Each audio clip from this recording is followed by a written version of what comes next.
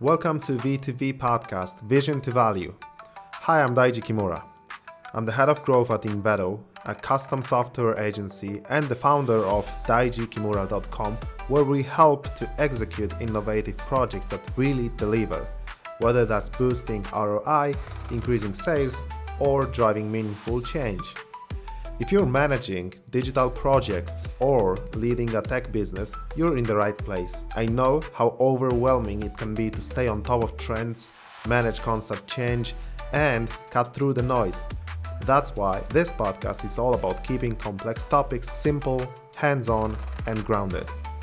As a former athlete, I understand that achieving goals takes practice, focus, and the right guidance. Think of this podcast as your training ground for success in innovation. And now, let's dive in. Hi, today I'm going to talk about reimagining go-to-market strategy in enterprises. Some time ago, I got a question from the audience at one of my speeches. I don't recall it word for word, but more or less it was like how enterprise can innovate with tech and sell its new products. And I like the question because it's an exciting mix of innovating with tech plus creating a go-to-market strategy. You can think of it as creating a startup-like environment oriented on agility, speed, disruption, and all inside of your well-established, formal, and rather steady enterprise. Because the answer I gave in my speech back then was in my mind a bit superficial, it was weighing on me, so I felt I gotta follow this up. So I did my research, read relevant books, and pondered over it for a long time. As a result, I prepared today's episode, which I hope will answer it in depth. Speaking of superficiality, have you also noticed the rise of quick and superficial content, which is most likely AI generated? Every time I see these posts on LinkedIn or elsewhere, I'm immediately uninterested and kind of pissed. Following this, I made this episode so that you'll primarily learn how to think in fundamental principles. Because if you learn how to think and how to operate, once you do, applying them to your work will be something you can easily handle on your own. And that's the whole point of my job here. Now, let's dive into the main part of the episode.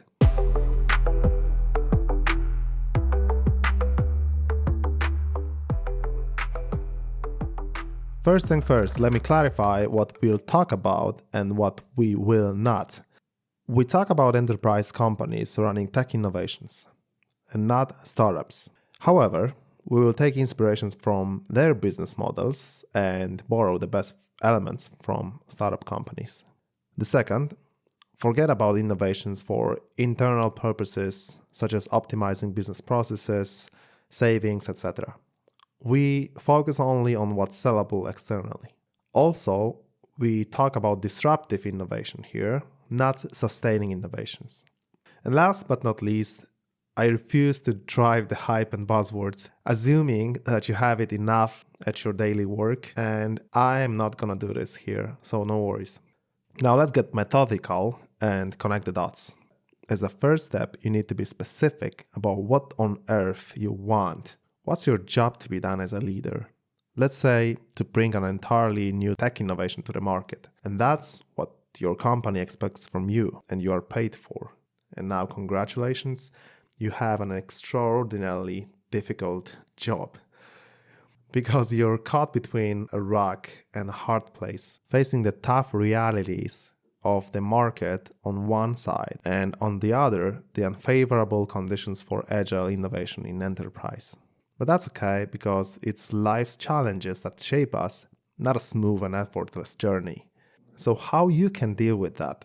Well, I recommend precisely understanding the circumstances on both sides, market and your company, and developing a strategy on how to navigate these two areas to avoid inhibitors and reach your goal as efficiently as possible.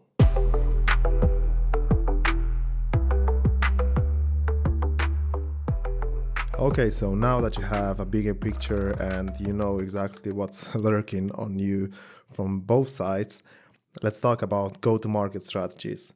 You have to understand what to begin with. So first of all, forget about all the bad habits and cognitive biases typical for big enterprises, which is, let's go broad or diversify our activities to minimize risks. And this is, to me, typical corpo lingo. Imagine that you're in a battle and instead of aiming carefully, you fire a machine gun in all directions, hoping to hit something. You might hit a few targets, but most of your bullets are wasted and you run out of ammunition quickly. You thought it was a numbers game, but despite the big use of the resources, there's low efficiency. In business, this means launching a product to a broad audience across multiple channels without a clear focus. So for instance, you build a vague product, run ads, send mass emails, and promote it everywhere with the hope of attracting customers.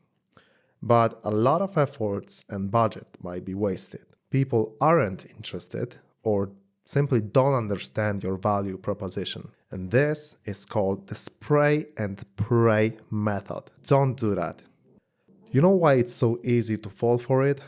Because it's so easy to justify it yourself. You can say that, oh, we made so much effort, here are the numbers, KPIs, we had processes in place, but the market, the external factors, they're bigger than us, there's nothing we can do. Let's create another project. And these things are really easy to do. Of course, you don't spend your own money, but your company's. And that's fine, but in the long run, it is all on you anyway. Because sooner or later, someone's gonna come and check it. It's just not worth playing that game. It's so common for those who can't bring real innovation to life and just want to cling to their comfy corporate positions for years. They play it safe and do the bare minimum just for show, so no one can call them out. But you and I, we are here to play big. We want to do ambitious things, not just coast along. And V2V podcast is designed for bold visionaries. So if there's one thing you want to learn from startups, you want to laser focus on one segment and go vertical. And now, on the contrary to the spray and pray method, imagine planning a military invasion. And now, instead of attacking the entire coastline, you focus on your forces on securing one key beach. Once it's secured and you pass the front line, you can discover what's next and learn by doing. In business, this means focusing on a specific niche or segment first, proving value, and then expanding gradually. By dominating one market, you build credibility and momentum before taking on larger markets. It is called the beachhead strategy. To build a valuable solution that someone would be willing to pay for, you need to put in a lot of effort and truly immerse yourself in the problems of your chosen target group. This is why I recommend a vertical approach for just one segment instead of shallow and horizontal strategy. And now, assuming that you know the ideal segment, let's talk about how to discover customers' problem. I found it interesting that you're never in a perfect environment. You always have to find a way to balance opposing forces. If you are in a startup or small medium enterprises, you lack processes and stability. If you are in an enterprise, you are littered with the processes and bureaucracy and you lack a lean approach. And lean is something I want to focus on. Lean in general is a sense of not wanting to waste, to be curious and learn as quickly as possible, treating your customers as mentors you can learn from. Looking at the problem discovery phase as a beautiful hero story where your client is the hero and you just want to serve them. We want to learn, measure, build, and repeat. On the contrary, what we don't want to do, which is by the way very common in enterprises, and I saw these cases with a number of big companies, building things just based on our assumptions that nobody wants. Getting stuck with the products we built and maintain it for years while the product don't even meet clients' needs. Or just tick boxes and keep the bosses or stakeholders happy while ignoring what really matters, feedback from the end users. The proper way of doing things here is to detach your ego and be okay with deliberately disproving your hypotheses and beliefs. Don't be that rigid executive who's lost the ability to listen to others. If you can, take all the insights from the market with open hands, not clenched fists, and let the market teach you, and you'll see how beautifully it hands you the idea. What you have to do is to be observant, catch the idea, encapsulate it, and give it back to them as a solution. Steve Jobs summed it up perfectly with his quote, "Get closer than ever to your customers, so close that you tell them what they need well before they realize it themselves." Now, how to actually start? Start on your own. Don't involve others at this point. Get a list of at least 10 clients you want to talk with in person, ideally one-on-one, from a chosen segment. Write down the most significant problems that you heard from your clients, and then create a concept of a potential solution for that. And if you discover this, you can proceed with creating product requirements and then include other people. Now you have a concrete plan backed with client interviews to share with the team. And now the tricky part starts.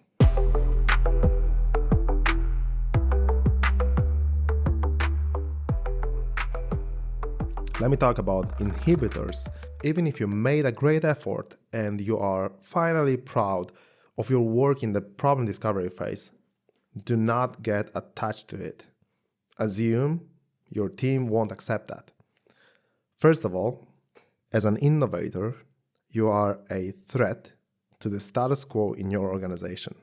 You are literally shaking up the comfort zones of people who hold on to their positions, often just to get lost in a sea of processes and corporate smoke and mirrors. So expect criticism, pushback, sabotage, or sometimes even being ignored. From what I have seen working with many companies and advising numerous clients, people respond best to innovative ideas when you present them in a way that makes them feel like they came up with the idea themselves. This way, they feel like co-creators. Secondly, it's the best to start by discussing ideas one-on-one with each person individually.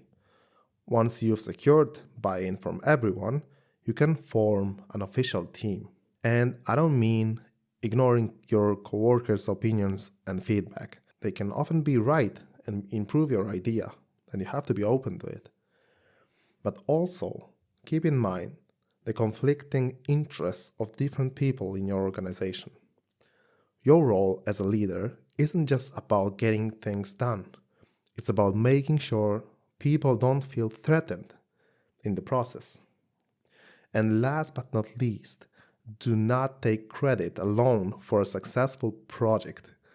Let others be a part of this whole idea, otherwise you will never get through the obstacles thrown in your way. You will be successful if the client will solve their problem through your innovative solution. As a matter of fact, this is the only thing you should be guided and motivated by.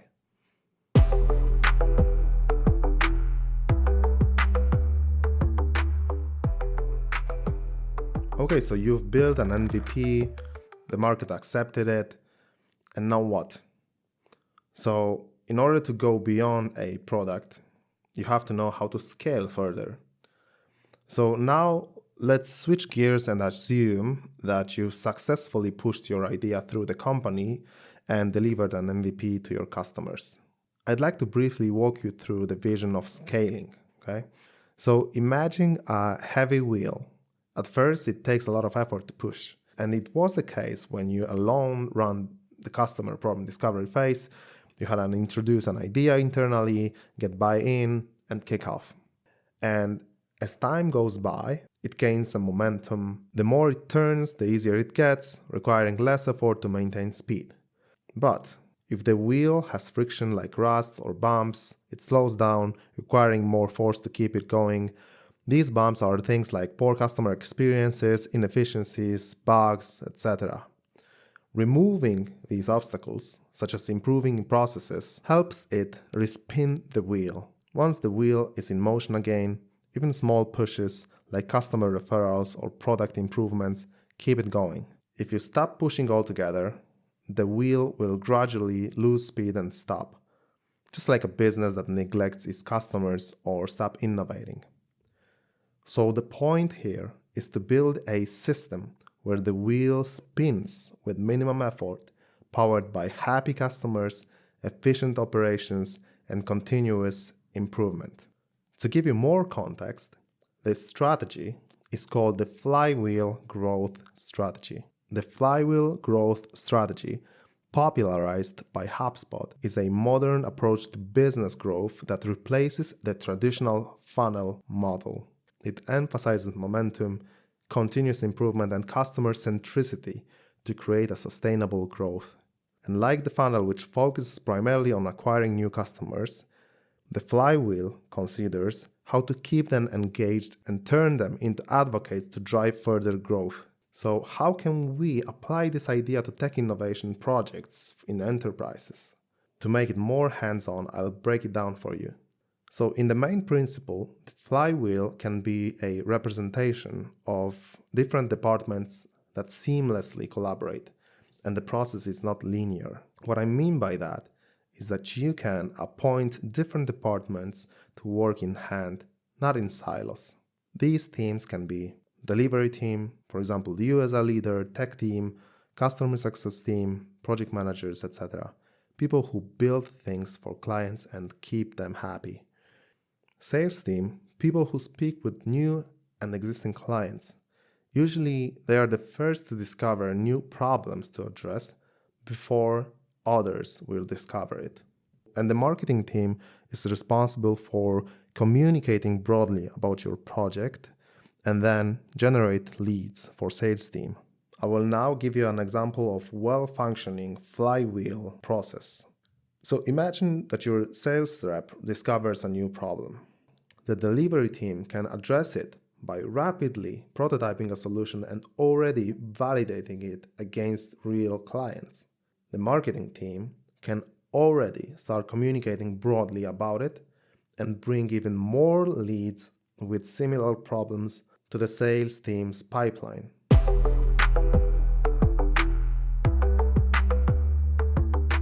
Okay, so let me recap everything you learned today because the episode is a bit long. So number one, don't fall for the trap of quick and easy answers to complex problems. You have to always seek solutions based on fundamental principles and the right mindset. Number two, remember that with disruptive innovation there are many unknowns, so it's far better to focus on a single niche and learn by doing. You can adopt the beachhead strategy rather than spray and pray approach.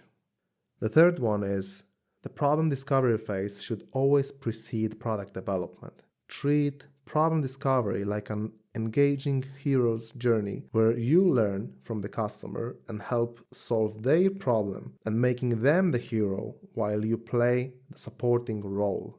Number four is understand your corporate environment well, as it can often hinder agile and modern innovation projects. Have solid action plan for working with your co-workers who may not share your interest or sometimes may even work against you and sabotage the project. And last but not least, remember to scale the business beyond the product by leveraging modern growth methods such as flywheel, and always keep a strong focus on customer centricity. To wrap this up, remember, innovation isn't a one-time event. It's a continuous and collaborative process. Only by constantly staying curious, customer-centric, and being open to new information, we can keep evolving. Please remember that great values derive from the vision of great individuals. And I know that you are one of them. Period.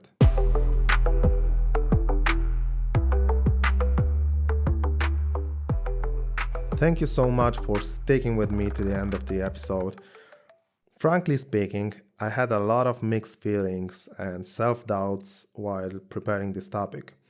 It's always challenging to prepare and convey substantive information, especially taking into account that my target audience is highly sophisticated professionals in big companies.